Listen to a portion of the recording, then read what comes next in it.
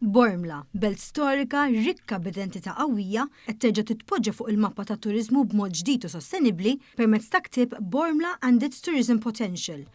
Il-ktieb joffri ħarsa fil-font lejn il-potenzjal li għandha din il-belt biex tiżviluppa esperjenzi turistiċi awtentiċi u ta' kwalità li jirrispettaw il-wirt kulturali tagħha. Il-pubblikazzjoni miktuba mill-Professur Godfrey Baldacchino, l-Inġinier Paul R. Micallef u Dr. John Vella ġiet imnedija uffiċjalment mid-Deputat Prim Ministru u Ministru għat-Turiżmu Ian Borch, dan waqt attività li saret fil-Kunsill Lokali ta' Bormla. Dan il-ktieb huwa wieħed riċenti f'serje ta' studji mill-Osservatorju fih dan l-Awtorità Maltija għat-Turiżmu l-MTA li għandhom lan li jigwidaw lill-industrija lejn żvilupp turistiku aktar intelligenti, reżiljenti u sostenibbli.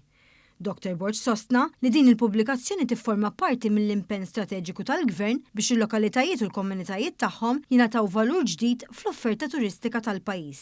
Kemm huwa importanti illi inkomplu nutilizzaw riċerkaturi ħassieba biex niżviluppaw dan is-settur din in-niċċa turistika. Niċċa turistika illi bla dubju ta' xejn tinteressa lil dawk it-turisti li huma iktar kolti u aktarx ikunu iżjed ta' kwalità. Il-ktieb jesplora diversi temi li jagħmlu lil Bormla unika. Fosthom ir-raġunijiet għaliex il-belt tixxaq li tkun aktar magħrufa, ir-rwol ta' reliġjon u l-pellegrinaġġi, in-niċeċ u l-monumenti fit-toroq tagħha, kif ukoll il-wirt militari u aspetti soċjali, kulturali u industrijali oħra.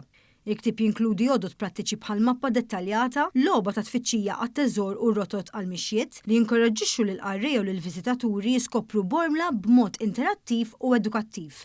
Id-deputat kap tal-MTA u editur tas-serje tal-Osservatorju Leslie Vella spjega li n-numru limitat ta' kopji stampati tal-ktieb se jitqasmu fil-libreriji, filwaqt li l-pubblikazzjoni flimkien ma' oħrajn fis-serje tista' titniżżel mingħajr ħlas mis-sit elettroniku tal-Osservatorju.